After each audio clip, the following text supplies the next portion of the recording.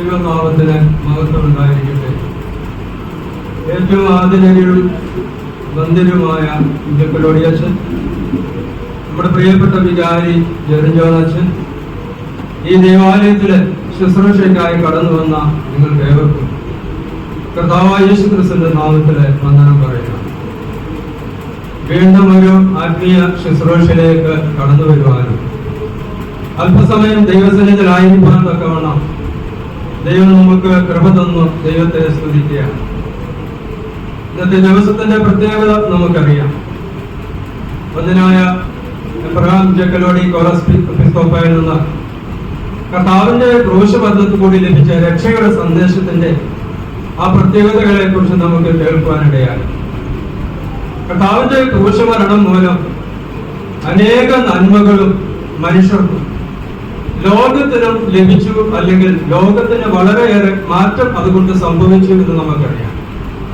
കർത്താവിന്റെ ക്രൂശമരണത്തെ കുറിച്ച് നമ്മൾ ചിന്തിക്കുമ്പോൾ നമുക്ക് രക്ഷയുടെ അനുഭവത്തിലേക്ക് കടന്നു വരുവാൻ തക്കവണ്ണം അത് കാരണമായി തീർന്നു. മാത്രമല്ല, നമ്മൾ വീണ്ടെടുക്കപ്പെടുവാൻ തക്കവണ്ണം അത് കാരണമായി തീർന്നു. കർത്താവിന്റെ തിരുരക്തത്താൽ ശുദ്ധീകരിക്കപ്പെടുവാൻ തക്കവണ്ണം അത് കാരണമായി തീർന്നു. അവർക്ക് ദൈവിക മഹത്വത്തിലേക്ക് ഉയർത്തപ്പെടുവാൻ തക്കവണ്ണം അത് കാരണമായി തീർന്നു. അതിലുപരിയായിട്ട് നമ്മുടെ ശത്രുവായ സാത്താനെ കാൽവരിയിൽ തോൽപ്പിക്കുവാൻ തക്കവണ്ണം അത് കാരണമായി തീർന്നു. അതിലുപരിയായി സകലത്തിന്മേലും അധികാരവും ആധിപത്യവും സ്ഥാപിക്കാൻ തക്കവണ്ണം ക്രിസ്തുവിന് ഈ ക്രൂശമരണത്തിൽ കൂടി സാധിച്ചു എന്നുള്ളതാണ് ഇന്നത്തെ ദിവസത്തിന്റെ പ്രത്യേകത എന്ന് പറയാം. അതുകൊണ്ട് ഇന്ന് നമ്മൾ ഇവിടെ കൂടിയിരിക്കുമ്പോൾ നമ്മളൊക്കെ വിശ്വാസികളാണ്. നമുക്ക് ഈ ലോകത്ത് ജീവിക്കുമ്പോൾ ഒന്നിനെയും ഭയപ്പെടേണ്ട. കാരണം സകലത്തിന്മേലും അധികാരവും ആധിപത്യവും സ്ഥാപിച്ച ക്രിസ്തുവിന്റെ സന്നിധിയിലാണ് ഞാനും നിങ്ങളും നിൽക്കുന്നത്. അതായത് ഞാൻ നിൽക്കുന്നത്, നിങ്ങൾ നിൽക്കുന്നത് ജയാളിയായ ഒരു ക്രിസ്തുവിന്റെ സന്നിധിയിലാണ്. ജയാളിയായ ക്രിസ്തുവിന്റെ സന്നിധിയിൽ നാം നിൽക്കുമ്പോൾ നമുക്ക് ഈ ലോകത്തിലെ ഒന്നിനെയും ഭയപ്പെടേണ്ട കാര്യമില്ല. ലോകത്തിന്റെ പ്രകൃതത്തെ ഓർത്ത് ഭാരപ്പെടേണ്ട കാര്യമില്ല. കാരണം സകലത്തിന്മേലും ജയിച്ച, സകലത്തിന്മേലും വിജയം കഴിച്ച ക്രിസ്തുവിന്റെ സന്നിധിയിലാണ് ഞാനും നിങ്ങൾ നിൽക്കുന്നത് എന്ന് ഓർക്കുക. അതുകൊണ്ട് കർത്താവ് നമുക്ക് വേണ്ടി സഹിച്ച ആ പീഡനത്തെ, ആ വേദനയെ ഓർത്ത് നമുക്കും ആ വേദനയിൽ പങ്കുചേരാം. ദൈവം അതിന് കൃപ നൽകട്ടെ എന്ന് ഞാൻ എല്ലാവർക്കും വേണ്ടി ഈ സമയം പ്രാർത്ഥിക്കുകയാണ്. ഇന്നത്തെ വചന ചിന്തയ്ക്കായിട്ട് ഞാൻ എടുക്കുന്നതാണ് കർത്താവ് തന്റെ മരണസമയത്ത് ലോകത്തിന് കാണിച്ചു തന്ന ഒരു മാതൃക. ആ മാതൃക മത്തായിയുടെ സുവിശേഷം 26-ാം അധ്യായം 36 മുതൽ 46 വരെയുള്ള ഭാഗം വായിക്കുമ്പോൾ നമുക്ക് കാണുവാൻ സാധിക്കും. അവിടെ വിവരിക്കുന്നത് കർത്താവിന്റെ ഗെത്സമനയിലെ പ്രാർത്ഥനയാണ്. അതിന്റെ 41-ാം വാക്യത്തിൽ ഇപ്രകാരം എഴുതിയിരിക്കുന്നു: പരീക്ഷയിൽ അകപ്പെടാതിരിക്കാൻ ഉണർന്നിരുന്ന് പ്രാർത്ഥിക്കുവേൻ, ആത്മാവ് ഒരുക്കമുള്ളത് ജഡമോ ബലഹീനമത്രേ.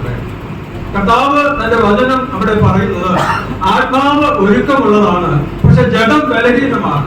അതുകൊണ്ട് നിങ്ങൾ ഒരു കാര്യം ചെയ്യുക, ഈ ലോകത്തുണ്ടാകുന്ന പരീക്ഷകളെ അതിജീവിക്കാൻ തക്കവണ്ണം ആത്മാവിൽ ബലം പ്രാപിപ്പാൻ സാധിക്കണം. അതെങ്ങനെ സാധിക്കണമെന്നാണ് കർത്താവ് പറയുന്നത്?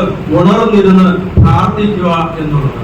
ഇതിന്റെ സന്ദർഭം എന്ന് പറയുന്നത് കർത്താവും ശിഷ്യന്മാരും ഗെത്സമനയില് പെസഹയൊക്കെ കഴിഞ്ഞിട്ട് കടന്നു വരുന്ന ഒരു സമയമാണ്.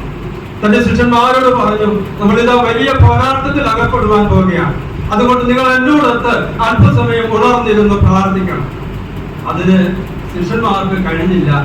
അതിന്റെ കാരണം എന്ന് പറയുന്നത് അവർ നല്ല ഭക്ഷണമൊക്കെ കഴിച്ച ഈ ഗെത്സമനയിൽ വന്നത്, മാത്രമല്ല രാത്രിയുടെ യാത്രമാണ്. അവർക്ക് നന്നായി ക്ഷീണമുണ്ട്. അവർ ക്ഷീണം പോലെ വാങ്ങി. കർത്താവ് നോക്കുമ്പോൾ ശിഷ്യന്മാർ ഉറങ്ങുന്നത് കണ്ടു. അവരോട് പറയുകയാണ്, ഇതാ വലിയ പോരാട്ടത്തെ അതിജീവിക്കേണ്ട ഒരു സമയമാണിപ്പോൾ. അത് മറ്റു മാർഗങ്ങളൊന്നുമില്ല. ഉണർന്നിരുന്ന് എന്നോട് കൂടെ അല്പസമയം ഇരുന്ന് പ്രാർത്ഥിക്കാൻ തക്കവണ്ണം കർത്താവ് അവരോട് പറയുമ്പോൾ ആ കർത്താവിന്റെ വചനം അവർ അനുസരിച്ചില്ല. അവർ സുഖമായി വീണ്ടും ഉറങ്ങുകയാണ്. ഞാനിവിടെ ചിന്തിക്കുവാൻ തക്കവണ്ണം ആഗ്രഹിക്കുന്നത് എന്താണ് ആത്മാവും ജഡവും എന്ന വിഷയം. അല്ലാണ്ട് എന്താണ് പരീക്ഷകൾ എന്നത്. 3, കർത്താവ് എന്തിനാണ് ആ ഗെത്സമനയിൽ പ്രാർത്ഥിക്കുവാൻ തക്കവണ്ണം കടന്നു വന്നത്. 3 ആശയങ്ങളാണ് നിങ്ങളോടൊത്ത് ചിന്തിക്കുവാൻ തക്കവണ്ണം ഞാൻ ആഗ്രഹിക്കുന്നത്. ആദ്യമായിട്ട് ജഡവും ആത്മാവും എന്താണ് എന്നുള്ളതാണ്. നമ്മൾ ഓർക്കുക, ഒരു മനുഷ്യനിൽ 2 വിധത്തിലുള്ള ശക്തികളുണ്ട്. ഒന്ന് ജഡത്തിൻ്റെതായ ഒരു ശക്തിയും, രണ്ട് ആത്മാവിൻ്റെതായ ഒരു ശക്തിയും. ഈ ജഡത്തിന്റെ ശക്തി എന്ന് പറയുന്നത് അത് ദൈവത്തോട് അകന്നു നിൽക്കുവാനും ലോകത്തോട് ചേർന്ന് നിൽക്കുവാനും ലോകത്തിന്റെ പ്രമാണം അനുസരിച്ച് ജീവിക്കുവാൻ തക്കവണ്ണം ഇഷ്ടപ്പെടുന്നു. നമ്മളിലുള്ള എല്ലാ മനുഷ്യരിലുള്ള രണ്ട് ശക്തികൾ, വ്യത്യസ്ത ശക്തികളാണ്. ഇത് നിരന്തരമായ പോരാട്ടത്തിലാണ്. ജഡത്തിന്റെ ആഗ്രഹം എന്ന് പറയുന്നത് ലോകത്തോട് ചേർന്ന് നിൽക്കുക, ദൈവത്തിൽ നിന്ന് അകന്നു നിൽക്കുക. അങ്ങനെ ലോകത്തിന്റെ ഇഷ്ടമനുസരിച്ച് ജീവിക്കുവാൻ ശ്രമിക്കുമ്പോൾ നമ്മൾ ദൈവത്തിന് വേണ്ടി സഹിക്കുവാനോ ദൈവത്തിന് വേണ്ടി മരിക്കുവാനോ നമുക്ക് സാധിക്കും. ജഡത്തിന് വേണ്ടി ജീവിക്കുവാൻ, ലോകത്തിന് വേണ്ടി ജീവിക്കുവാൻ നാം ശ്രമിക്കുമ്പോൾ നമുക്ക് ദൈവത്തിന് വേണ്ടി മരിക്കുവാനോ ദൈവത്തിന് വേണ്ടി സഹിക്കുവാനോ തയ്യാറല്ല. അങ്ങനെ ഒരു ദോഷം നമ്മുടെ ജീവിതത്തിൽ ഉണ്ടെങ്കിൽ, അങ്ങനെ ഒരു കുറവുണ്ടെങ്കിൽ നമ്മൾ ഓർക്കുക, നമുക്ക് ദൈവ ഇഷ്ടം നമ്മളിൽ നിറവേറുവാൻ തക്കവണ്ണം അതിന് തടസ്സം നേരിടണം. നാം ലോകത്തോട് ചേർന്ന് നിൽക്കുമ്പോൾ ദൈവ ഇഷ്ടം നമ്മളിൽ നിറവേറുവാൻ തക്കവണ്ണം അതിന് തടസ്സമായി തീരും. എന്നാൽ ആത്മാവിന്റെ ഇഷ്ടം എന്ന് പറയുന്നത്, ആത്മാവ് ആഗ്രഹിക്കുന്നത് ദൈവത്തിന്റെ പ്രമാണം അനുസരിച്ച് ജീവിക്കുക എന്നുള്ളതാണ്. എല്ലാ വിശ്വാസികളുടെയും ചിന്ത ഇതാണ്, അല്ലെങ്കിൽ വിശുദ്ധരായ ആളുകളുടെ ചിന്ത ഇതാണ്. നമുക്ക് ദൈവത്തോട് ചേർന്ന് ദൈവത്തിന്റെ പ്രമാണം അനുസരിച്ച് ജീവിക്കുവാൻ സാധിക്കണം. അങ്ങനെ ദൈവത്തിന്റെ പ്രമാണം അനുസരിച്ച് ജീവിക്കുവാൻ ഞാൻ ആഗ്രഹിക്കുന്നെങ്കിൽ ഒരു കാര്യം നമ്മൾ ഓർക്കുക, നമ്മൾ ദൈവത്തിന് വേണ്ടി മരിക്കുവാനും സഹിക്കുവാനും നമുക്ക് സാധിക്കും. നമ്മൾ ഓർക്കും, എത്രയോ വിശുദ്ധന്മാരെ രക്തസാക്ഷികളായ സഭയാണിത്. ഈ എന്തുകൊണ്ട് അവർക്ക് അതിന് സാധിച്ചു എന്ന് ചോദിച്ചാൽ, അവർ ദൈവ പ്രമാണം അനുസരിച്ച് ജീവിച്ചുകൊണ്ട് ദൈവത്തിന് വേണ്ടി സഹിക്കുകയും മരിക്കുകയും ചെയ്തു. മനുഷ്യരിലുള്ള രണ്ട് വ്യത്യസ്ത ശക്തികളാണ് ജഡവും ആത്മാവും. കർത്താവ് പറയുന്നത് ആത്മാവ് ഒരുക്കമുള്ളതാണ്, ജഡം ബലഹീനമാണ്, അതുകൊണ്ട് ഉണർന്നിരുന്ന് പ്രാർത്ഥിക്കുക എന്ന് കർത്താവ് പറയുമ്പോൾ എല്ലാ മനുഷ്യരെ കുറിച്ചും ദൈവം ആഗ്രഹിക്കുന്നത് നമ്മൾ ആത്മാവിൽ ശക്തി പ്രാപിച്ച് ദൈവഹിതം നമ്മളിൽ നിറവേറണം എന്ന് ദൈവം ആഗ്രഹിക്കുക. അതിനുവേണ്ടിയാണ് കർത്താവ് ശിഷ്യന്മാർക്ക് പറയുന്നത്, നിങ്ങൾ ഉണർന്നിരുന്ന് പ്രാർത്ഥിക്കുക. പക്ഷെ അനേകർക്കും ഇത് സാധിക്കുന്നില്ല. നമ്മൾ ഓർക്കുക, എന്തുകൊണ്ടാണ് നമ്മൾ ഈ 50 ദിവസം നോമ്പും ഉപവാസവും ഒക്കെ അനുഷ്ഠിക്കുന്നത്? നമ്മളിൽ ദൈവഹിതമുണ്ട്. ഓരോ മനുഷ്യനെ കുറിച്ചും ദൈവത്തിന് ഒരു ചിന്തയുണ്ട്. അവൻ ആത്മീയ തലത്തിൽ ഏതറ്റം വരെയും പോകാൻ തക്കവണ്ണം സാധിക്കണം.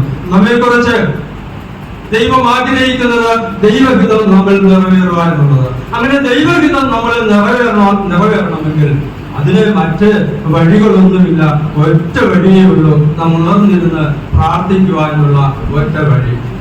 അങ്ങനെ കർത്താവ് ഉണർന്നിരുന്ന് പ്രാർത്ഥിക്കുകയും കർത്താവ് ദൈവ ഇഷ്ടം, പിതാവിന്റെ ഇഷ്ടം നിറവേറുവാൻ തക്കവണ്ണം കർത്താവിന് സാധിച്ചു.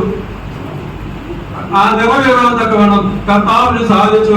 ഉറങ്ങിപ്പോയ ശിഷ്യന്മാരെ സാത്താൻ കാറ്റുപോലെ പ്രാപിക്കുന്ന അനുഭവം നമുക്ക് കാണുവാൻ സാധിക്കും. ഒന്നാമത്തെ ചിന്ത എന്ന് പറയുന്നത് ജഡവും ആത്മാവും തമ്മിലുള്ള വ്യത്യാസം.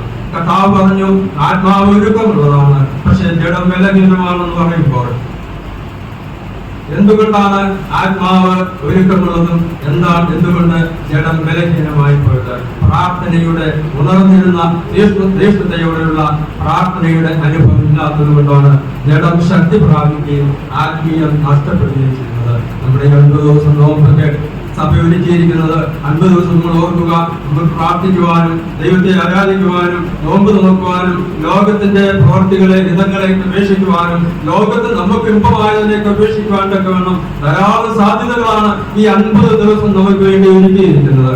അങ്ങനെയെങ്കിൽ കർത്താവ് സഭ ഒരുക്കിയിരിക്കുന്ന ഈ നോമ്പിൽ കൂടി ആത്മീയ ശക്തി പ്രാപിപ്പാൻ വേണം ദൈവം നമുക്ക് കൃപ നൽകട്ടെ എന്ന് വീണ്ടും പ്രാർത്ഥിക്കുകയാണ്. രണ്ടാമത്തെ ചിന്ത എന്ന് പറയുന്നത് എന്താണ് പരീക്ഷ എന്നുള്ളതാണ്. നമുക്കറിയാം, ഒരു മനുഷ്യന്റെ ജീവിതത്തിൽ 2 വിധത്തിലുള്ള പരീക്ഷയുണ്ട്. ഒന്ന്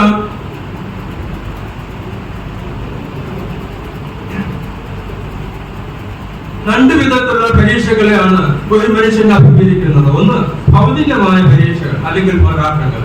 അത് നമ്മുടെ ജീവിതത്തിൽ ഉണ്ടാകുന്ന സങ്കീർണമായ സാഹചര്യങ്ങളാകാം, രോഗമാകാം, കടഭാരമാകാം, ശത്രുപരമായ പോരാട്ടങ്ങളാകാം. അങ്ങനെ പല വിധത്തില് നമുക്ക് ഭൗതികമായ പ്രയാസങ്ങളെ അല്ലെങ്കിൽ പോരാട്ടങ്ങളെ അതിജീവിക്കേണ്ടി വരും. അതിൽ നിന്ന് നമുക്ക് വിടുതൽ പ്രാപിക്കാൻ പ്രാർത്ഥനയെ കൂടി സാധിക്കും. നമ്മുടെ ബുദ്ധിപരമായ പ്രവർത്തനം കാഴ്ചവെക്കുന്നതോട് കൂടെ തന്നെ തീക്ഷ്ണമായി പ്രാർത്ഥിക്കുമ്പോൾ ലോകത്തുണ്ടാകുന്ന എല്ലാ പ്രതിസന്ധികളിൽ നിന്നും അതിജീവിക്കാൻ തക്കവണ്ണം നമുക്ക് കൃപ. കർത്താവ് ഈ ഗത്സമനയിൽ കടന്നു വന്നത്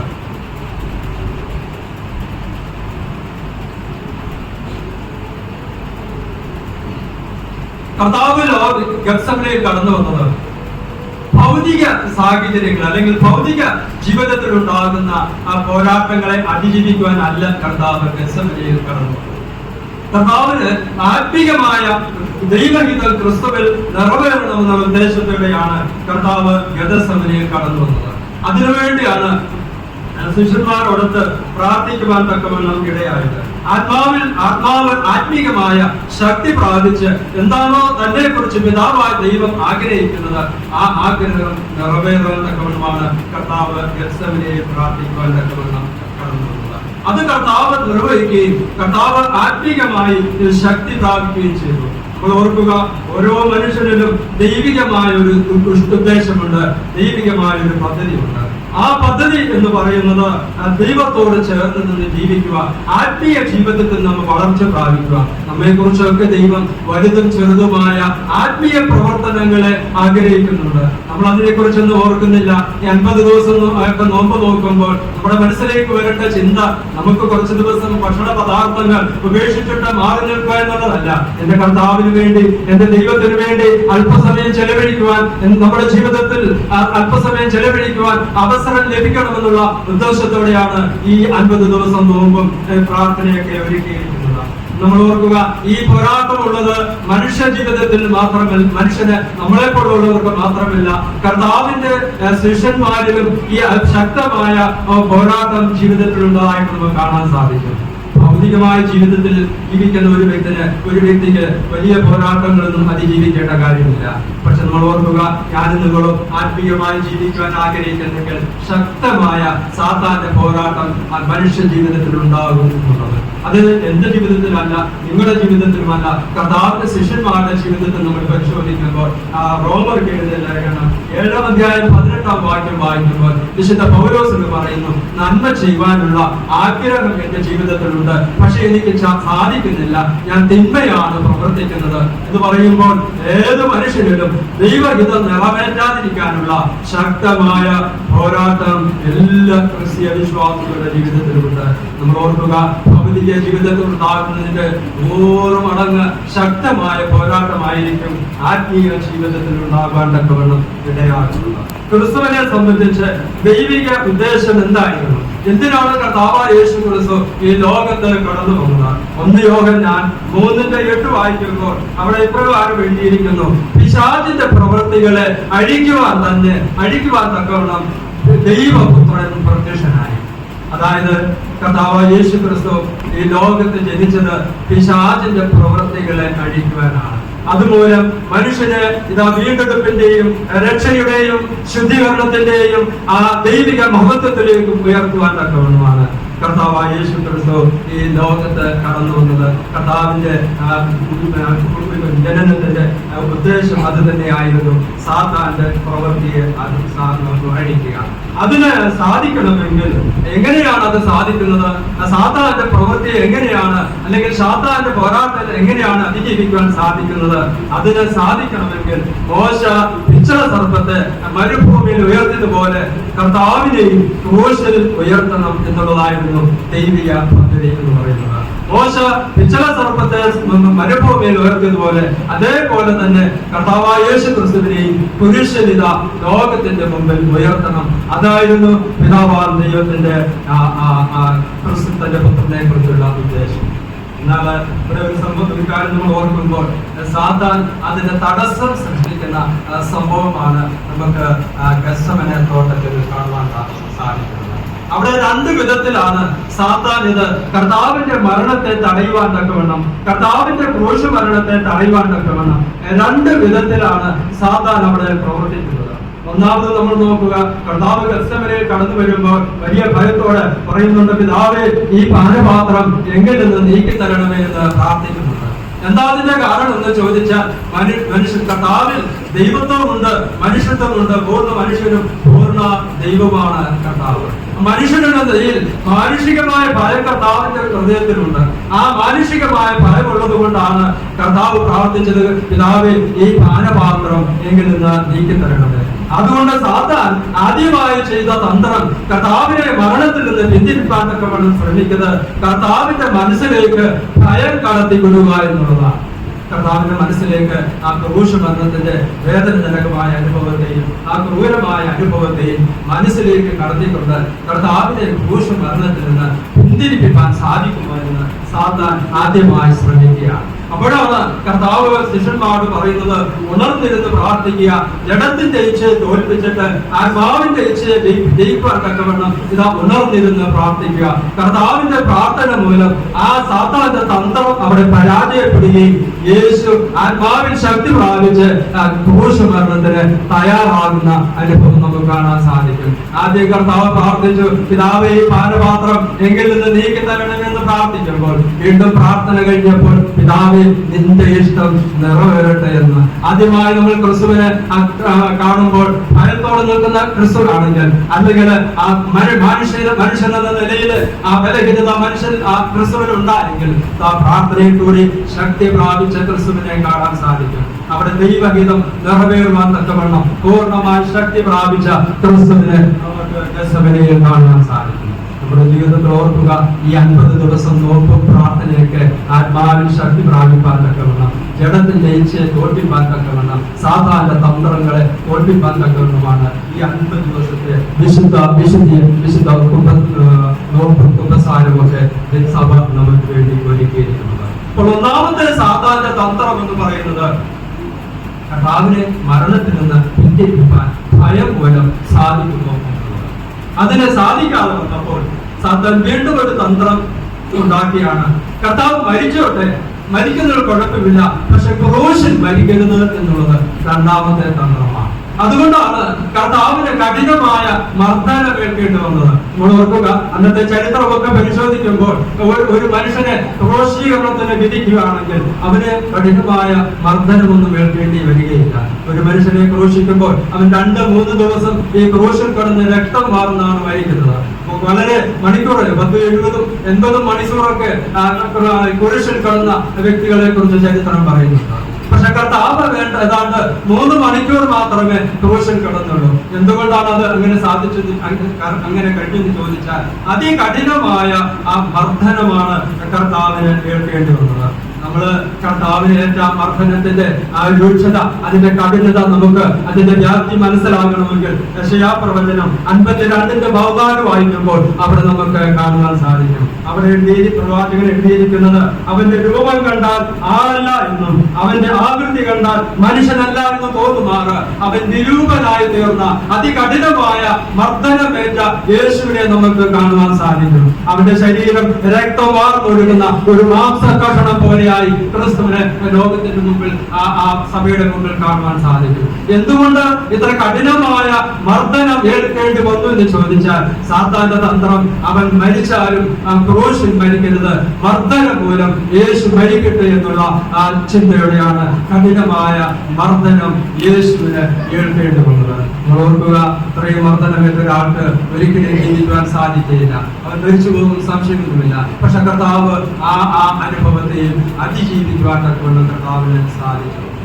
എന്തുകൊണ്ടാണ് കർത്താവ് ഈ ഗെത്സമനയിൽ ഇരിക്കുമ്പോൾ തന്റെ മനസ്സിൽ ഈ വലിയ പീഡകളൊക്കെ വരുന്നത് മനസ്സിൽ കാണുകയാണ്. തന്റെ ജീവിതത്തിൽ താൻ അനുഭവിക്കാൻ തുടങ്ങുന്ന ആ പീഡനത്തെയും ശിഷ്യന്മാർ തള്ളിപ്പറഞ്ഞത് അറിയുന്നതിനെയും ശിഷ്യന്മാർ ഇട്ടിട്ട് ഓടിപ്പോകുന്നതിനെയും ലോകത്തിൽ നിന്ന് അല്ലെങ്കിൽ ഭരണാധികാരികളിൽ നിന്ന് ലഭിക്കുന്ന കഠിനമായ വേദനയുടെ അനുഭവമൊക്കെ കർത്താവ് മനസ്സിൽ കണ്ടതുകൊണ്ടാണ് അവൻ പ്രാർത്ഥിക്കുന്നത്, പിതാവേ നിന്റെ ഇതം എന്നിൽ നിറവേറട്ടെ എന്ന് പ്രാർത്ഥിക്കുമ്പോൾ അത് ലഭിക്കാൻ, അത് പൂർത്തീകരിക്കാനുള്ള ശക്തി കർത്താവിന് ആ പ്രാർത്ഥനയിൽ കൂടി ലഭിച്ചു. സാത്താന്റെ തന്ത്രം എന്ന് പറയുന്നത് അവൻ മരിച്ചാലും ക്രൂശിൽ മരിക്കരുത് എന്നുള്ള തന്ത്രമായിരുന്നു. കർത്താവിന്റെ ഗെത്സമനയുടെ പ്രാർത്ഥനയുടെ രണ്ടാമത്തെ ഉദ്ദേശം എന്ന് പറയുന്നത്, ഒന്ന് ജഡത്തിന്റെ ഇച്ഛയെ തോൽപ്പിച്ചിട്ട് ആത്മാവിന്റെ ഇച്ഛയെ വിജയിപ്പാക്കണം. ഒന്നാമത്തെ ആശയത്തിൽ നമുക്ക് കാണുവാൻ സാധിച്ചെങ്കിൽ രണ്ടാമത്തെ ആശയം എന്താണെന്ന് ചോദിച്ചാൽ ഗെത്സമനയിലെ പ്രാർത്ഥനയുടെ രണ്ടാമത്തെ ഉദ്ദേശം ക്രൂശിൽ തന്നെ മരിക്കണം എന്നുള്ളതായിരുന്നു രണ്ടാമത്തെ ഉദ്ദേശം. ഓർക്കുക, എന്തുകൊണ്ടാണ് ക്രൂശിൽ തന്നെ മരിക്കണം എന്നുള്ള ചിന്ത കർത്താവിനുണ്ടായത്?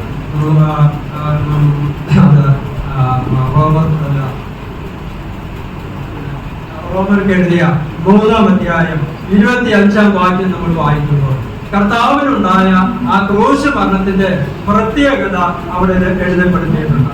അവിടെ എഴുതിയിരിക്കുന്ന ലോകത്തെത്തും അവൻ വിശ്വസിക്കുന്ന ഏവർക്കും അവന്റെ രക്തം മൂലം പ്രായശ്ചിത്തമാകുവാൻ വേണ്ടി അവനെ ലോകത്തിന്റെ മുമ്പിൽ പരസ്യമായി നിർത്തിയിരിക്കുന്നു. കർത്താവിന്റെ ക്രൂശ് മരണത്തെ വിവരിക്കുകയാണ്. വിശ്വസിക്കുന്ന ഏവർക്കും പ്രായശ്ചിത്തം ലഭിക്കുവാൻ, അവന്റെ രക്തം മൂലം പ്രായശ്ചിത്തം ലഭിക്കുവാൻ കർത്താവ് പിതാവായ ദൈവം യേശുവിനെ ലോകത്തിന്റെ മുമ്പിൽ ഇതാ പരസ്യമായി നിർത്തിയിരിക്കുന്നു. ഇതായിരുന്നു പിതാവായ ദൈവത്തിന്റെ തന്റെ പുത്രനായ ക്രിസ്തുവിനെ കുറിച്ചുള്ള ഉദ്ദേശം. അവനെ ലോകത്തിന്റെ മുമ്പിൽ ഇതാ പരസ്യമായി നിർത്തിയിരിക്കുകയാണ്. അതായത് കുരിശിൽ തറച്ച് ലോകത്തിന്റെ മുമ്പിൽ ഉയർത്തി നിൽക്കുക. അല്ലാതെ അടികൊണ്ട് മരിക്കുന്ന ക്രിസ്തുവിനെ അല്ല, തല്ലുകൊണ്ട് മരിക്കുന്ന ക്രിസ്തുവിനെ അല്ല. അങ്ങനെ ഒരു ക്രിസ്തു ആയിരുന്നെങ്കിൽ കർത്താവിന്റെ മരണത്തിന് ഇതാ പ്രസക്തി ഇല്ലാതായി പോയത്. നമ്മൾ നോക്കുക, എന്റെ കയ്യിൽ ഞാൻ ഒരു വസ്തു വെച്ചത് അത് മറച്ചു പിടിച്ചാൽ ആർക്കും കാണുവാൻ സാധിക്കുകയില്ല. അത് ഞാൻ ഉയർത്തിപ്പിടിച്ചാൽ സകലർക്കും കാണുവാൻ സാധിക്കും. അതുകൊണ്ട് കർത്താവിന് പിതാവായ ദൈവം തന്റെ പുത്രനെ കുറിച്ച് എന്താണ് ഉദ്ദേശിച്ചത്? അവനെ കുരിശിൽ തറച്ചുകൊണ്ട് ലോകത്തിന്റെ മുമ്പിൽ ഇതാ പ്രദർശിപ്പിക്കുക, ലോകത്തിന്റെ മുമ്പിൽ ഉയർത്തി കാട്ടുക. അതെന്തിനു വേണ്ടി? സകല മനുഷ്യർക്കും കാണുവാൻ തക്കവണ്ണം, സകലരും ആ ക്രിസ്തുവിലേക്ക് ആകർഷിക്കപ്പെടുവാൻ തക്കവണ്ണം. അതിനുവേണ്ടിയായിരുന്നു കർത്താവ് ലോകത്തിലേക്ക് കടന്നു വന്നത്. അതുകൊണ്ട് ഗെത്സമനിയിലെ പ്രാർത്ഥന എന്ന് പറയുന്നത്, കർത്താവ് എന്താണ് പ്രാർത്ഥിച്ചത്? പിതാവാം ദൈവത്തോട് പ്രാർത്ഥിച്ചത്, എന്റെ പിതാവേ, ഞാൻ തല്ലുകൊണ്ടല്ല മരിക്കേണ്ടത്, ഞാൻ മറ്റുള്ളവരുടെ വെട്ടുകൊണ്ടല്ല മരിക്കേണ്ടത്, ഞാൻ മരിക്കേണ്ടത് ക്രൂശിൽ തന്നെ മരിക്കണം. ഇതായിരുന്നു ആ ഗെത്സമനിയിലെ കർത്താവിന്റെ പ്രാർത്ഥനയുടെ രണ്ടാമത്തെ ഉദ്ദേശം. ആ ഉദ്ദേശം അവിടെ നിറവേറുന്ന സാഹചര്യമാണ് നമുക്ക് കാണുവാൻ സാധിക്കുന്നത്. ദൈവം തന്റെ പുത്രനെ ഇതാ കുരിശിൽ തറച്ചുകൊണ്ട് ലോകത്തിന്റെ മുമ്പിൽ ഉയർത്തി കാട്ടിക്കൊണ്ട് പറയുന്നു, ഇതിനപ്പുറമായി എനിക്കൊന്നും ചെയ്യുവാനില്ല. ലോകത്തിന് തന്റെ സ്വന്തം പുത്രനെ നൽകിയിട്ടുണ്ട്. അവൻ ലോകത്തോട് വിളിച്ചു പറഞ്ഞു, ഉറക്കെ വിളിച്ചു പറയുന്നു, അല്ലെങ്കിൽ ഉയരത്തിൽ അവനെ നാട്ടിക്കൊണ്ട് പറയുകയാണ്, ഇതിനപ്പുറമായി എനിക്കിനി ഒന്നും ചെയ്യുവാനില്ല. ദൈവത്തിന് അവിടെ രക്ഷയ്ക്ക് വേണ്ടി ഇതിനപ്പുറമായി ഒന്നും ചെയ്യുവാനില്ല എന്ന് ഓർക്കുക. കർത്താവിന്റെ ഗെത്സമനിയുടെ പ്രാർത്ഥനയുടെ ഉദ്ദേശമാണ് ഞാൻ ഇവിടെ പങ്കുവച്ചത്. ഒന്ന്, ജഡവും ആത്മാവും തമ്മിലുള്ള ആ ആശയത്തെ കുറിച്ച് ചിന്തിച്ചു. രണ്ട്, എന്തായിരുന്നു പരീക്ഷകൾ? ആ പരീക്ഷ എന്ന് പറയുന്നത് കർത്താവിന്റെ ക്രൂശ് മരണത്തിന് വിജയം പ്രാപിക്കുവാനുള്ള പരീക്ഷയായിരുന്നു. അതില് ഒന്ന്, ജഡത്തിന്റെ ഇച്ഛയെ കർത്താവ് പൂർണ്ണമായി തോൽപ്പിച്ചു. രണ്ടാമത്, ക്രൂശിൽ മരിക്കാതിരിക്കുവാൻ സാത്താൻ ശ്രമിച്ച തന്ത്രത്തെ കർത്താവ് പൂർണ്ണമായി വിജയിക്കുകയും അവൻ ക്രൂശിൽ മരിക്കുകയും ചെയ്തു. അവന് ലോകത്തിന്റെ മുമ്പിൽ ഉയർത്തി കാട്ടിയിരിക്കുക. നമ്മളൊന്ന് നോക്കുക, എന്തുകൊണ്ട് ഈ ഗൗർഗാത്ത ഇവിടെ ഉയർത്തി നിർത്തിയിരിക്കുന്നു? സകലർക്കും കാണുവാൻ തക്കവണ്ണമാണ്. ആ ക്രൂശിൽ മരിച്ച കർത്താവിന്റെ ഒരു പ്രതീകമാണ് ഇവിടെ നാട്ടിയിരിക്കുന്നത്. അവിടെ എവിടെയെങ്കിലും ഒരു കുരിശ് മറച്ചു വെച്ചാൽ കാണുവാൻ സാധിക്കില്ല. അതെല്ലാവർക്കും കാണുവാൻ തക്കവണ്ണം ഇതാ ഉയർത്തി നിർത്തിയിരിക്കുന്നു. കർത്താവിന്റെ വരവിന്റെ ഉദ്ദേശം അവനെ ക്രൂശിൽ തറച്ച് ലോകത്തിന്റെ മുമ്പിൽ സകലർക്കും കാണുവാൻ തക്കവണ്ണം പ്രദർശിപ്പിക്കുക. അതായിരുന്നു കർത്താവിന്റെ മരണത്തിന്റെ ഉദ്ദേശം. അത് പൂർത്തീകരിച്ച ദിവസമാണ് ഇന്നത്തെ ദിവസം എന്ന് നോക്കുക. ഞാൻ ജോസ് കട്ടിക്കാട് ഇന്ത്യ ഒരു ചെറിയ ചിന്താശകലം നിങ്ങളോട് പങ്കുവയ്ക്കുകയാണ്. അദ്ദേഹം എഴുതിയിരിക്കുന്നത് പ്രകാരമാണ്, ഒരു മനുഷ്യൻ എല്ലാ ദുഃഖ വെള്ളിയാഴ്ചകളും ഒരു വൃക്ഷത്തിന്റെ കൊമ്പുകൾ വെട്ടി അവൻ ചെറിയ കുരിശുകളുണ്ടാക്കി ഇങ്ങനെ പല ഭാഗത്തായിട്ട് നാട്ടും. അനേക വർഷങ്ങളായി തുടർന്നു വരുന്ന ഒരു പ്രവൃത്തി. ഒരു വർഷം ഈ മനുഷ്യൻ ആ വൃക്ഷത്തിന്റെ ഒരു കൊമ്പ് വെട്ടുമ്പോൾ ആ വൃക്ഷം അവനോട് ചോദിച്ചു, നീ എന്തിനാണ് ഈ കൊമ്പുകളൊക്കെ വെട്ടിക്കൊണ്ട് പോകുന്നത്? ആ മനുഷ്യൻ പറഞ്ഞു, ഇത് ഞങ്ങളുടെ ദുഃഖ വെള്ളിയാഴ്ചയാണ്, ഇതുകൊണ്ട് ചെറിയ കുരിശുകളൊക്കെ ഉണ്ടാക്കി അനേക സ്ഥലങ്ങളിൽ ഞാൻ നാട്ടും. ആ വൃക്ഷം അവനോട് ആ മനുഷ്യനോട് ചോദിച്ചു, എന്തിനാണ് നീ ഇങ്ങനെ അഭിനയിക്കുന്നത്? നീ അനേക വർഷങ്ങളായി എന്റെ കൊമ്പുകൾ വെട്ടി കുരിശിൽ താക്കി ലോകത്തിന് മുമ്പിൽ കാണുന്നുണ്ട്. പക്ഷെ ഞാൻ ഒരു കാര്യം ചോദിക്കട്ടെ, എന്തുകൊണ്ട് നിന്നിൽ നിന്ന് ഒരു ക്രിസ്തു ഇതുവരെയും ഉളവായില്ല? ഇത് ആ മനുഷ്യനോട് ആ വൃക്ഷം ചോദിക്കുന്നു, എന്തുകൊണ്ട് നിന്റെ ഒരു ക്രിസ്തു ഉളവായില്ല? ഒരു ക്രിസ്തു ഉളവായി നീ ലോകത്തിന്റെ മുമ്പിൽ എന്തുകൊണ്ട് നിനക്ക് ക്രിസ്തുവിനെ ഉയർത്തിക്കാട്ടുവാൻ നിനക്ക് സാധിക്കില്ല? ഉയർത്തിക്കാട്ടണമെങ്കിൽ ഇതാ നമ്മൾ ഓർക്കുക, ഈ ലോകപ്രകാരം ജീവിച്ചതുകൊണ്ട് ക്രിസ്തുവിനെ എനിക്ക് ഉയർത്തിക്കാട്ടുവാൻ സാധിക്കില്ല. ജഡപ്രകാരം ജീവിച്ചുകൊണ്ട് എനിക്ക് ക്രിസ്തുവിനെ ഉയർത്തിക്കാട്ടുവാൻ സാധിക്കില്ല. ഞാൻ ക്രിസ്തുവിനെ എന്റെ ജീവിതത്തിൽ ലോകത്തിന് ഉയർത്തിക്കാട്ടുവാൻ എനിക്ക് സാധിക്കണമെങ്കിൽ ആത്മാവിൽ ശക്തി പ്രാപിച്ച് ആത്മീയ ഒഴുക്കമുള്ളവരായി ജഡത്തിന്റെ ഇച്ഛകളെ തോൽപ്പിച്ചിട്ട് മാത്രമേ എനിക്ക് ക്രിസ്തുവിനെ ലോകത്തിന്റെ മുമ്പിൽ ഉയർത്തിക്കാട്ടുവാൻ സാധിക്കുകയുള്ളൂ. പ്രിയപ്പെട്ടവരെ, ഞാൻ നിങ്ങളോട് ഒരു കാര്യം ചോദിക്കട്ടെ. 50 ദിവസം ഞാൻ നിങ്ങളോട് നോമ്പ് നോക്കുന്നു. അനേക വർഷങ്ങളായി ഈ പ്രക്രിയ ഞാൻ നിങ്ങളും തുടർന്നു വരുന്നുണ്ട്. അങ്ങനെ ഇവിടെ ചോദിക്കട്ടെ, നമ്മുടെ ജീവിതത്തെ ക്രമീകരിച്ചുകൊണ്ട് ക്രിസ്തുവിനെ ഈ ലോകത്തിന്റെ മുമ്പിൽ ഉയർത്തിക്കാട്ടുവാൻ എനിക്കും നിങ്ങൾക്കും ഇതുവരെ സാധിച്ചിട്ടുണ്ടോ? ഇല്ലെങ്കിൽ അതിന് തക്ക സമയമാണ് ഇപ്പോൾ. നമ്മുടെ ആത്മീയ ജീവിതം എന്ന് പറയുന്നത് അനുഭവമല്ല, അഭിനയമല്ല, അനുഭവമായി തീരണം. അനേകരുടെ ആത്മീയ ജീവിതം എന്ന് പറയുന്നത് അഭിനയത്തിലാണ്, അനുഭവത്തിലേക്ക് കടന്നു വരണം. ഈ ശുശ്രൂഷയും ഈ ആരാധനയൊക്കെ നമ്മുടെ ആത്മീയ ജീവിതത്തെ ദുരിതപ്പെടുത്തുവാൻ തക്കമുള്ള അനുഭവമായി തീരട്ടെ എന്ന് ഞാൻ പ്രാർത്ഥിക്കുകയാണ്. ഈ കർത്താവിന്റെ ക്രൂശബന്ധത്തോടനുബന്ധിച്ചുള്ള ആ ഗെത്സമനിയിലെ പ്രാർത്ഥനയുടെ ഒരു ചെറിയ ചിന്തയാണ് ഞാൻ നിങ്ങളോട് പങ്കുവെച്ചത്. കർത്താവിന്റെ മരണം എന്തുകൊണ്ടായിരുന്നു ഗെത്സമനിയിലെ പ്രാർത്ഥന? കർത്താവിന്റെ ക്രൂശമരണം തന്നെ ലഭിക്കണമെന്ന് പിതാവ് ദൈവത്തോട് പ്രാർത്ഥിക്കുകയായിരുന്നു. അതാണ് ഗെത്സമനിയിലെ പ്രാർത്ഥന. അല്ലാതെ ചിലർ പറയുന്നത് പോലെ ഭയപ്പെട്ടിട്ട് മാറിപ്പോകുന്ന അനുഭവമല്ല. തന്റെ ഹിതം എന്താണോ അത് പൂർണ്ണമായി നിറവേറുവാൻ തക്കവണ്ണം സാധിക്കണമേ എന്നുള്ള ആ പ്രാർത്ഥനയായിരുന്നു ഗെത്സമനിയിലെ പ്രാർത്ഥന. ഇവിടെ 5 ദിവസത്തെ പ്രാർത്ഥനയും നോമ്പും ഉപവാസവും ഒക്കെ ആ കർത്താവേ നിന്റെ ഹിതം എന്താണോ, ആത്മീയ ജീവിതത്തിൽ നീ എന്നെക്കുറിച്ച് എന്താണോ ആഗ്രഹിക്കുന്നത് ആ തലത്തിലേക്ക് ഉയർത്തിവെക്കുവാനും ദൈവ മഹത്വം നമ്മളിൽ വെളിപ്പെടുവാൻ തക്കവണ്ണം കർത്താവെ സഹായിക്കട്ടെ എന്ന് നമുക്ക് ഈ ഇപ്പോൾ പ്രാർത്ഥിക്കാം. അതിന് ദൈവം എല്ലാവർക്കും ക്രമം നൽകട്ടെ എന്ന് ഞാൻ പ്രാർത്ഥിച്ചുകൊണ്ട് എന്റെ വാക്കുകൾ അവസാനം